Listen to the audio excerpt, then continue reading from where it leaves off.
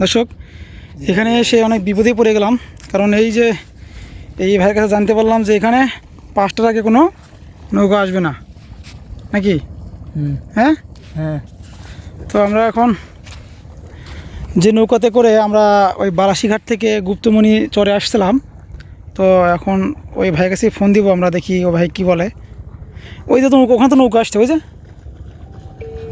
নৌকা যাইতে যাইতে চাইছি ভিডিও আসলো কোনো কথা কথা রাখি কথা। ভাই আমরা এই পাশে ঘাটেছিলাম। হ্যালো ভাই। হ্যাঁ ভাই।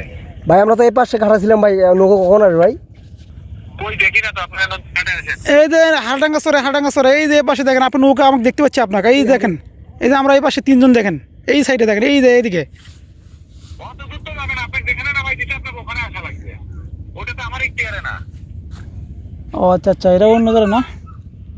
হ্যাঁ, আপনাকে যেখানে নামাই দিতে আপনার ওখানেই আসা। আচ্ছা, আপনি আবার কতক্ষণ ব্যাক করবেন ওখানে? ঘন্টাখানেক তো লাগবেই।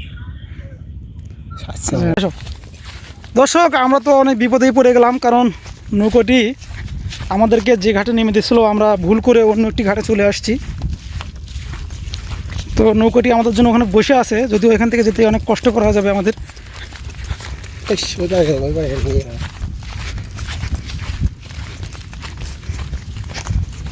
এই যে আমরা হারছি নৌকাটি যদিও দেখা যাচ্ছে, কিন্তু আমরা যাওয়া অবধি থাকবে কি না সেটি ভাববার বিষয়।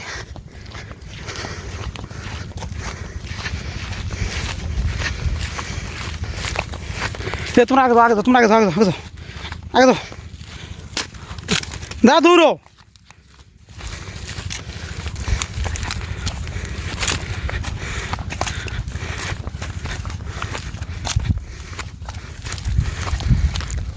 চলে গেল নাকি?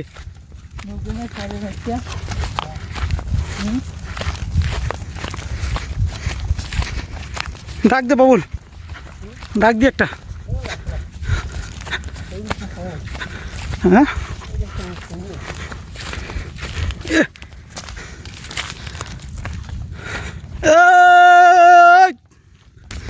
এদিকে কিন্তু আকাশও মেঘ করছে, দেখতে পাচ্ছেন, বৃষ্টি আসার সম্ভাবনা আছে।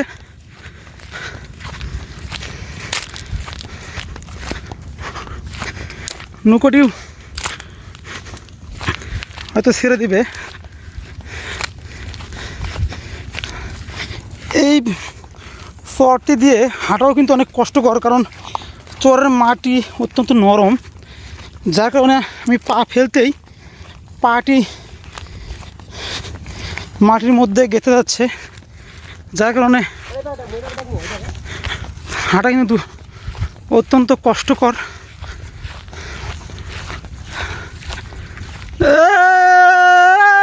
মামা, কোনটা বাড়ি? এটা গরু কটা আছে? 7টা গরু। অভিনন্দন দর্শক, আমার নতুন আরেকটি ভিডিওতে। গত বেশ কয়েকটি পর্বতে আমি বালাসীঘাটের গুপ্তমণি চরের দৃশ্য দেখিয়েছি। বালাসীর রূপ ও বৈচিত্র্য তুলে ধরার পাশাপাশি চরের বানভাসী মানুষের দুঃখ কষ্টগুলো তুলে ধরেছিলাম আপনাদের মাঝে। আজকেও ঠিক তেমনই আরেকটি ভিডিও নিয়ে আপনাদের সামনে হাজির হয়েছি। ভিডিওটি না টেনে অবশ্যই আপনারা প্রথম থেকে শেষ পর্যন্ত দেখবেন।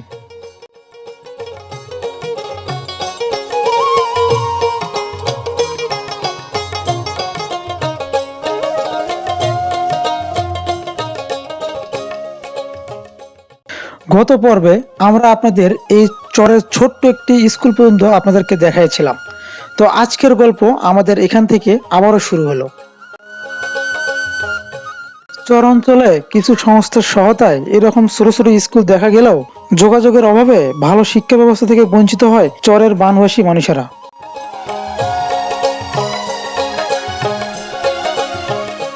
চারিদিকে ধুধু চরের মাঝে এ যেন ছোট্ট একটি জ্ঞানের ভান্ডার।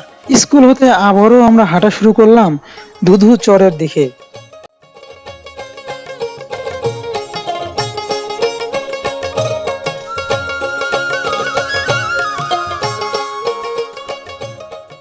এই চরে তেমন কোনো দোকানপাট এমনকি বাজারঘাট না থাকায় সমস্ত কিছু কেনাকাটার জন্য যেতে হয় গাইবান্ধা সদরে। চর হতে প্রায় 3 কিলোমিটার পথ পায়ে হেঁটে, তারপর নৌকো করে যমুনা নদী পার হয়ে তবেই তাদের যে কোনো দোকানপাট এমনকি বাজার সদাই তাদের নাগালে পড়ে।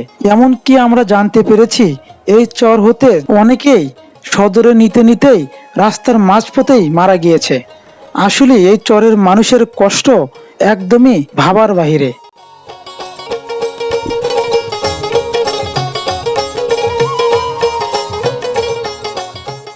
এই বিশাল চরে লোকের সন্ধান না পেলেও হঠাৎ বিশাল বড় গরুর পাল দেখে মনটা আমার আনন্দে ভরে গেল।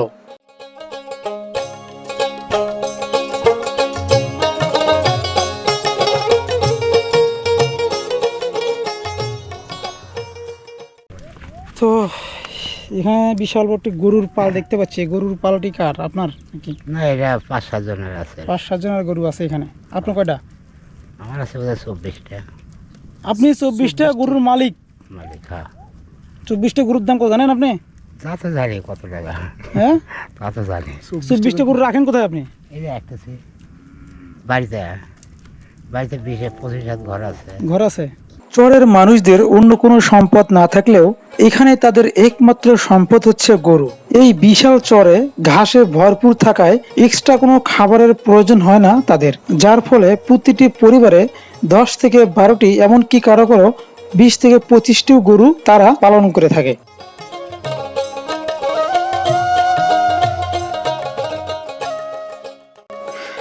গরুর পাশাপাশি অনেকের বাড়িতে আবার এরকম ঘোড়াও দেখা যায়। এই ঘোড়াগুলির সাহায্যে এই বিশাল চরের উপর দিয়ে মালামাল পরিবহনের পাশাপাশি অনেকেই ঘোড়ার গাড়ি করে মানুষও বহন করে থাকে। দেখতে পাচ্ছেন এই যে কালো একটি ঘোড়াও রয়েছে। এই দেখতে পাচ্ছেন এই যে ঘোড়া, আমি অনেক কাছে এসেছি।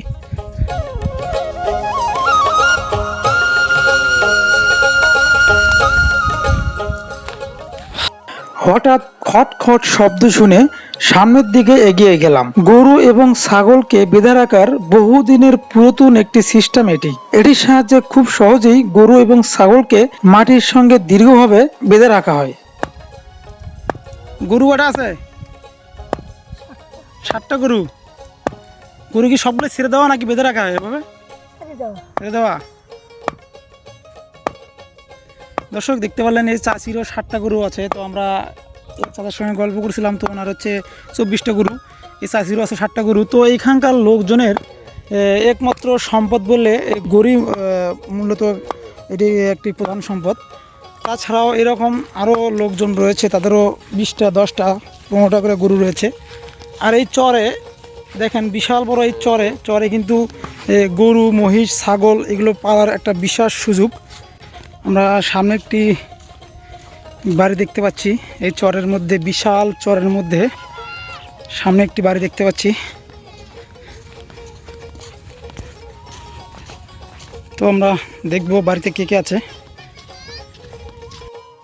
এই বিশাল ধুধু চরের মাঝে হঠাৎ একটি বাড়ির সন্ধান পাওয়া আসলে অনেক আনন্দের একটি বিষয়। এই দেখেন যে এইটিও কিন্তু একটা বাড়ি, এটা দেখতে পাচ্ছেন। এই যে এই বাড়িতে কি কি আছে দেখেন। একটি মুরগির ঘর, একটি রান্নাঘর, দেখেন একটি রান্নাঘর, এই যে চুলা রয়েছে একটা, এটি মনে হয় বাসস্থান, থাকার ঘর এটা। আর পাশের টিউবওয়েল রয়েছে, এই যে দেখতে পাচ্ছেন।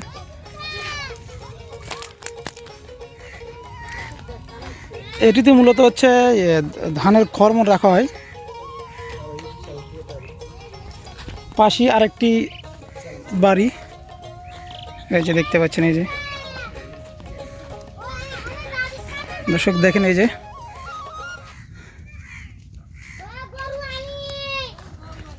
দেখেন, এই যে বাচ্চারা এখানে খেলাধুলাও করছে। আবার এখানে আবার তোমাদের বাসায় কেউ নেই? কোথায় গেছে ওনারা? দর্শক এই বাসার সবাই গরু নিয়ে গেছে, তারা গরু চড়াইতে গেছে। আর দেখতে পাচ্ছেন এই যে এইখানে একটা গরুর ঘর, পাশে রয়েছে থাকার একটি, দেখেন থাকার ঘর এটি, এই দেখতে পাচ্ছেন। এই দেখেন এই যে এটি থাকার ঘর। এই যে এখানে ওনারা এখানে থাকে। পাশেই রয়েছে এই যে গরুর একটি গরু রাখার ঘর, এই দেখতে পাচ্ছেন এই যে এখানে গরু থাকে, পাশেই ওনারা থাকেন। আর এই যে এই পাশে আবার একটি মুরগির ঘর রয়েছে, আবার একটি গরুর ঘর।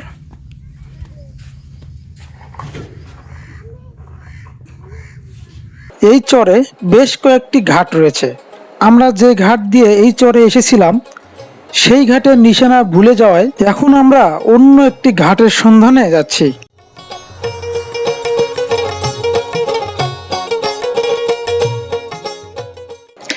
এই ঘাটে নৌকা পাওয়া অনেক কষ্টসাধ্য ব্যাপার, কারণ এক একটি ঘাটে এক এক সময় 1 ঘন্টা পর পর একটি করে নৌকা আসে।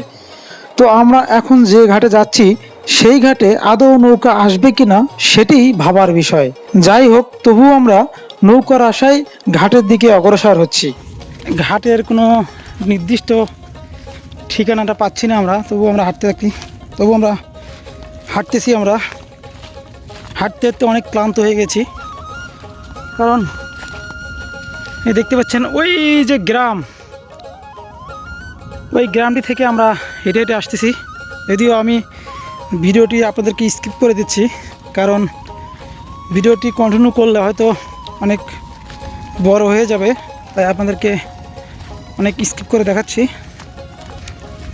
এই দেখতে পাচ্ছেন এই বিশাল চর পাড়ি দিয়ে দুজনই আমরা প্রায় ক্লান্ত হয়ে গেছি, তবু আমরা শেষ সম্বল সেই ঘাটের সন্ধানে তবু আমরা হেঁটেই চলছি। এই যে ছোট ভাই,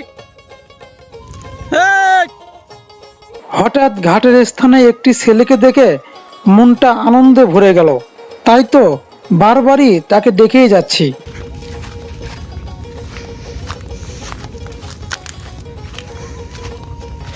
এই দর্শক, অনেক ক্লান্ত হয়ে গেলাম। তো আমরা দেখতেছি যে একটি জাল দিয়ে এই নদী থেকে মাছ মারা হচ্ছে। তো আমরা ঠসি জালটির নাম আমি ঠসি বলতে পারছি না, তো আমাদের সঙ্গে কথা বলবো আমরা। ঠসি এই যে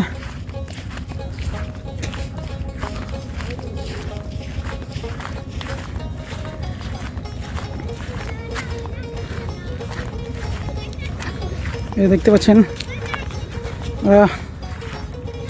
জালটা নদীতে ফেলছে। আসলে হাঁটতে হাঁটতে অনেকটাই ক্লান্ত হয়ে গেছি, কথা বলতে অনেক কষ্ট করেছে, তবু শুধু আপনাদের উদ্দেশ্যে এই ভিডিওটি করা। ভাই, মাছ কি পাচ্ছেন?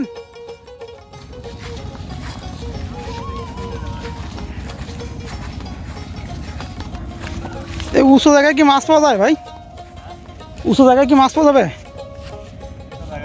এখানে ফেলতেছেন? ও পানির ভিতরে ঢুকতেছে না? মাছ কি পাওয়া যায় ভাই? বিক্রি করবেন না?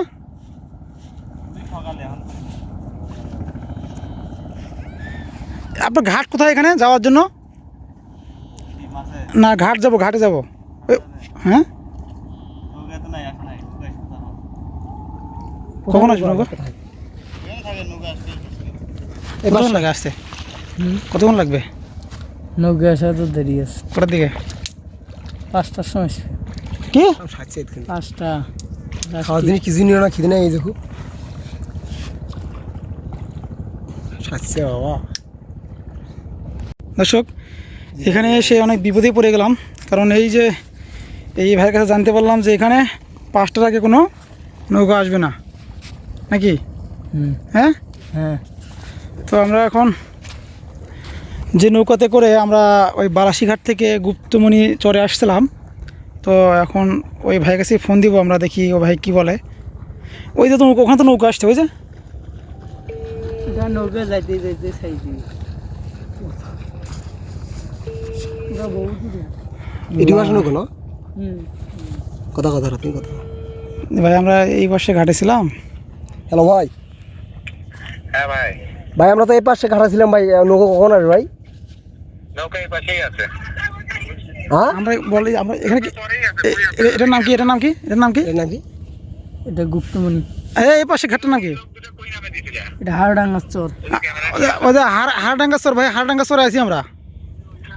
কই দেখি না তো, আপনারা কাটে আছেন। এই যে হাড়ডাঙ্গা চরে এই যে এই পাশে দেখেন, আপনি নৌকা আমাকে দেখতে পাচ্ছি আপনাকে, এই দেখেন, এই যে আমরা এই পাশে তিনজন দেখেন, এই সাইডে দেখেন, এই যে এইদিকে। অত দূর তো যাবেন, আপনাকে যেখানে নামাই দিতে আপনাকে ওখানে আসা লাগবে। ওটা তো আমার ইখতিয়ারে না। ও আচ্ছা আচ্ছা, এটা অন্য ধরে না। হ্যাঁ, আপনাকে যেখানে নামাই দিতে আপনাকে ওখানেই আসা। আচ্ছা, আপনি আবার কতক্ষণ ব্যাক করবেন ওখানে? ঘন্টাখানেক তো লাগবেই। আসো। দর্শক, আমরা তো অনেক বিপদেই পড়ে গেলাম, কারণ নৌকোটি আমাদেরকে যে ঘাটে নেমে দিয়েছিল আমরা ভুল করে অন্য একটি ঘাটে চলে আসছি। তো নৌকোটি আমাদের জন্য ওখানে বসে আছে, যদিও এখান থেকে যেতে অনেক কষ্ট করা যাবে আমাদের। ইস, ওইটা রেখে দাও, ওইটা রেখে দাও।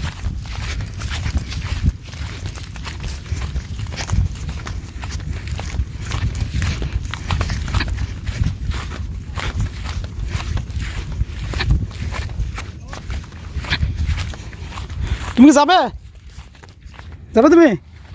তাদের আমাদের সঙ্গে আসো। ধরো, বলেন।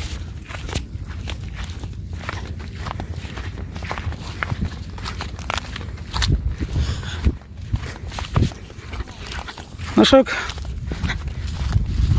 এখানে নির্দিষ্ট কোনো ঘাট আপনারা বুঝতে পারবেন না, কারণ ঘাটটির কোনো নির্দিষ্ট কোনো নিশানা নেই, যার কারণে একটি ঘাট থেকে আরেকটি ঘাটে যাওয়া অনেক কষ্টকর। তো আমরা দ্রুত হাঁটছি, দেখি নৌকাটি যদি না ধরতে পারি আমরা, তাহলে পরবর্তী আবার আমাদেরকে 1 থেকে 1.5 ঘন্টা বসে থাকতে হবে। তবু শিওর না যে 1-1.5 ঘন্টার মধ্যে নৌকা আসবে কিনা।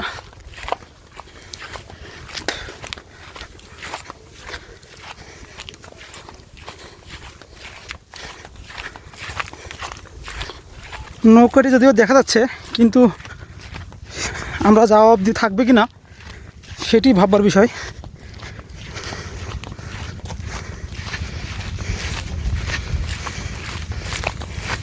তোমরা আগে যাও, তোমরা আগে যাও, আগে যাও দা, দৌড়ো।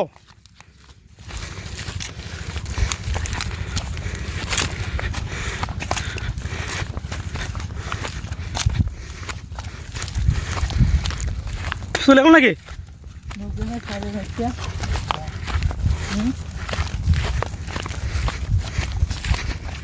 ডাক দে বাবুল, ডাক দি একটা। হ্যাঁ,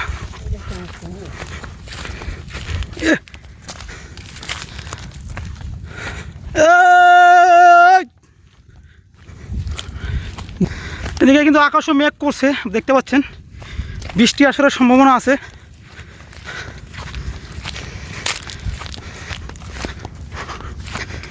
নৌকোটি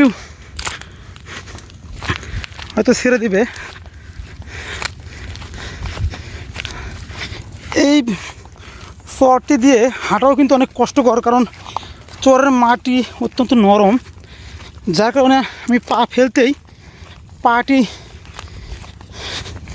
মাটির মধ্যে গেঁথে যাচ্ছে, যার কারণে হাঁটা কিন্তু অত্যন্ত কষ্টকর।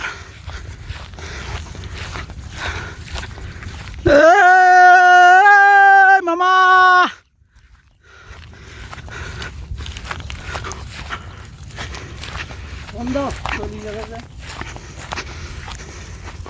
আসবো আসতেছে, ওই যে দূরো আস্তে আস্তে ক্যামেরা আছে।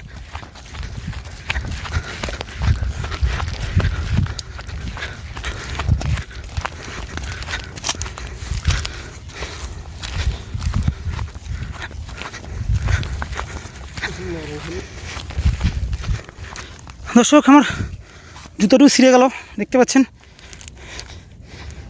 বাবুল, জুতোটা লাগিয়ে দিই একটু। এই বাবা, এদিকে আয়। এ বল, পা মধ্যে কাটা আনছে।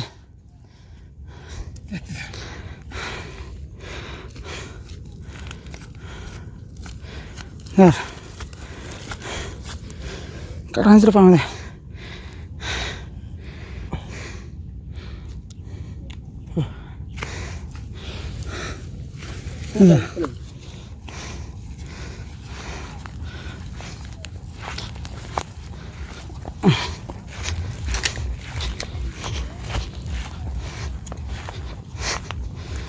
দর্শক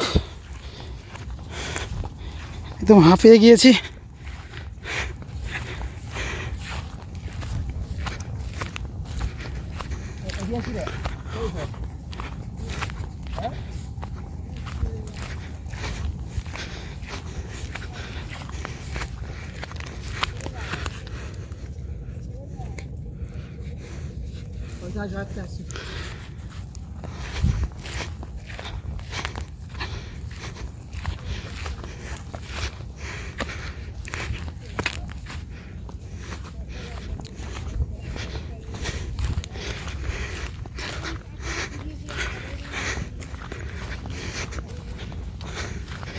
সর্বশেষে নৌকো আমাদেরকে ফেলে রেখে যায়নি, নৌকোটি আমাদের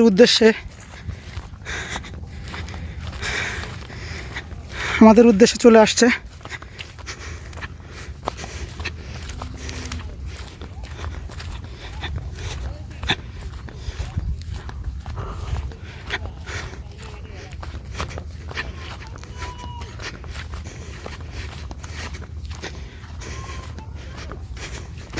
এই যে নৌকোটির সামনে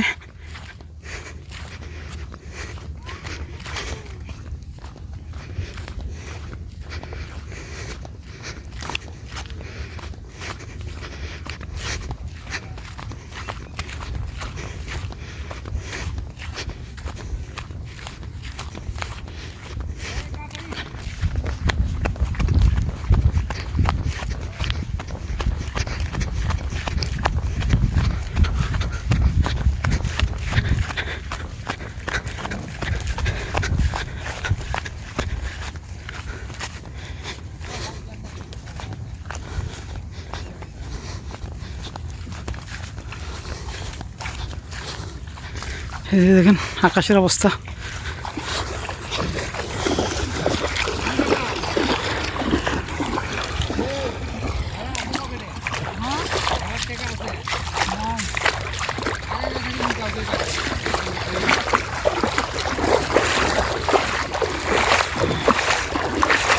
ভাড়া নাই এ ওটা ভাড়া নাই তো ভাড়া ছাড়া ওটা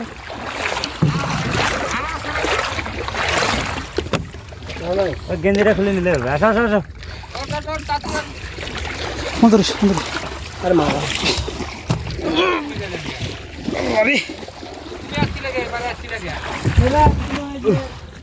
সেট করে না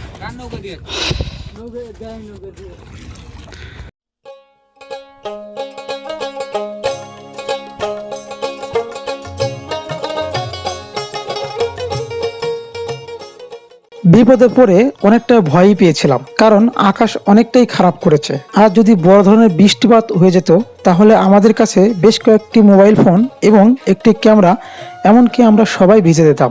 যাক, সর্বশেষে আল্লাহর রহমতে তেমন কোনো কিছুই হয়নি। আমরা সর্বশেষে নৌকাটি পেয়ে গেছি।